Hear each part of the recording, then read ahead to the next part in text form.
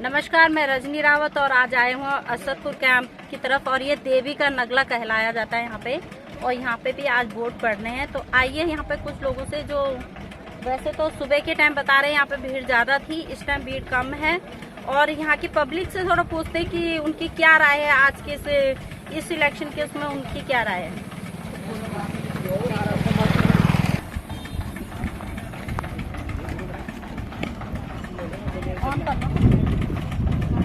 तो आइए हमारे साथ बने रहिए और आज देखते हैं यहाँ पे क्या यहाँ की जनता, यहाँ की पब्लिक क्या बोलती है, क्या कहना है इनका यहाँ के लोगों को। हमारे कुछ बड़े भैया हमारे यहाँ पे बैठे हुए हैं, तो इनसे पूछते हैं। तो ये लोग थोड़ी यहाँ पे ठंडा ले रहे हैं क्योंकि गर्मी का मौसम भी बहुत है और आजकल सबसे ज़्यादा गर्मी का जूस का बहुत अच्छा सीजन चल रहा है। तो आइए पूछते हैं हमारे भाई से। सबसे पहले अपना नाम बताइए। मैं दिनेश कुमार, अटेवा पेंशन बचाओ मंच का मंडलीय अध्यक्ष, अलीगढ़ मंडल का प्रभारी। और हम लोग एक बूथ से दूसरे बूथ पहुंचकर ये जो पुरानी पेंशन बहाली की मुहिम है, जिसे बीजेपी गवर्नमेंट 10 सालों से इनकार कर रही है देने से सरकारी शिक्षा कर्मचारियों को, यहाँ तक मैं आपसे कहना चाहूँगा कि आज देश का सबसे ज्वलंत मुद्दा है कि हमारे अर्धसैनिक बलों को पेंशन नहीं है।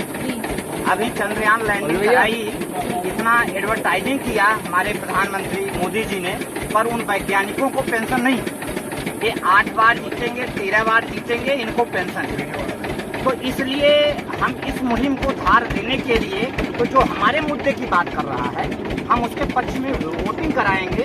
और हमारी संख्या पूरे देश में इस समय 1 करोड़ 1 करोड़ आपकी संख्या, और हम ही को चुनाव भी कराना है।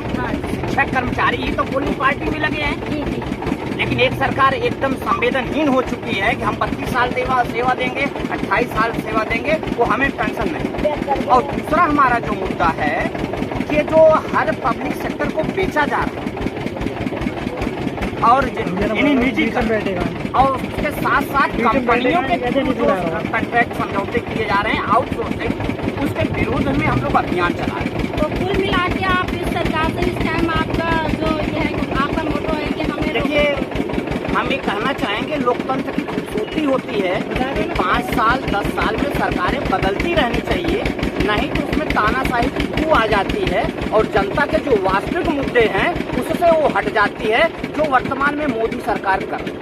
वजह एक जिस मुद्दे पर 2014 में आए कि हर साल 2 करोड़ रोजगार देंगे, एक लिस्ट लेके चलते थे कि हम 100 दिन में काला धन लाएंगे, मुफ्त में 15-15 लाख मिल जाएंगे।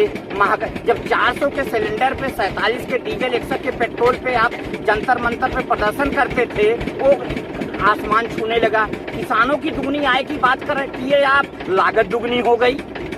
अब और A to Z वर्तमान में आप किसी मुद्दे पे बात करने की स्थिति में नहीं है। जहां भी बातें हो रही हैं, आप बताइए 10 साल सत्ता में रहने के बाद जनता उम्मीद करती थी, आज भी आप कांग्रेस को दोषी ठहराएंगे?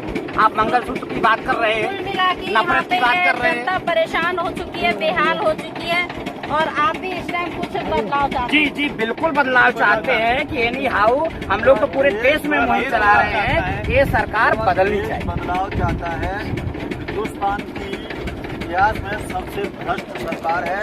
इलेक्टोरल बॉन्ड पर पूछा जाता है, बोलते नहीं है। शिक्षा पर पूछा जाता है, बोलते नहीं है।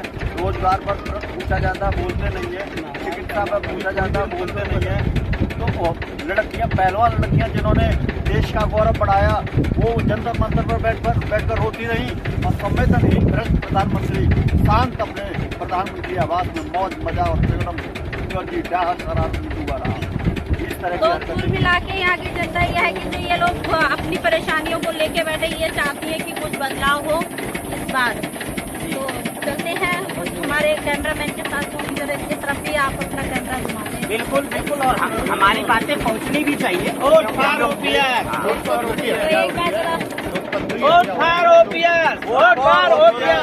Vote for OPS. जो पेंशन की बात करेगा, जो पेंशन की बात करेगा, देश में राज करेगा। लोकतंत्र की हत्या हो रही है, लोकतंत्र